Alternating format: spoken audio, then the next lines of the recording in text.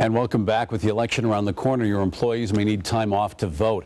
Are you required to provide time off so that your workers can exercise their rights as citizens?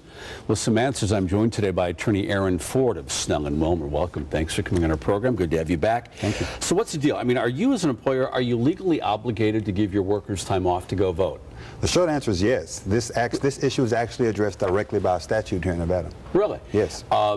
Does it, are you obligated to give a certain amount of time off? I mean, how does it work? Well, the statute itself has about 6 different criteria. To answer your question directly, yes, there is a particular amount of time you would have to give an employee off. It would depend, however, on how far from the place of employment the poll is. Oh, okay. So, for example, if the place of employment is two miles or less from the poll, you only have to give 1 hour off during the workday. If it's between 2 and 10 hours, you would have to give 2 hours off. And I'm sorry, 2 and 10 miles, you would give 2 hours off. And if it's over 10 miles away, you have to give 3 hours off. Are you does this have to be paid time off? It is paid time off, yes, sir. Oh, okay. Now, what happens? I was reading some of the material that your law firm put out, saying that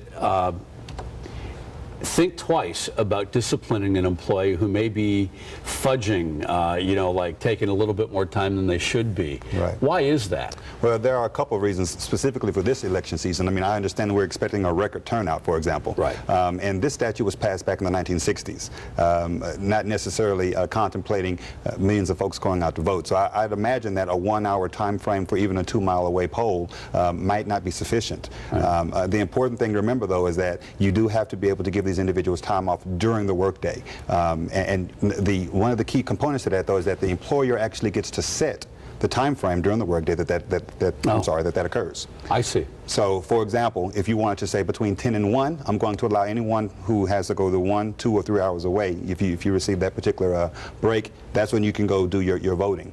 Yeah. Well, I was going to ask you, does this just apply on election day, or does this apply also to early voting? Well, you know, that's a good question. That hasn't been an issue that's been litigated. Yeah. I would imagine, however, that this is an election day issue. Yeah, I would imagine too.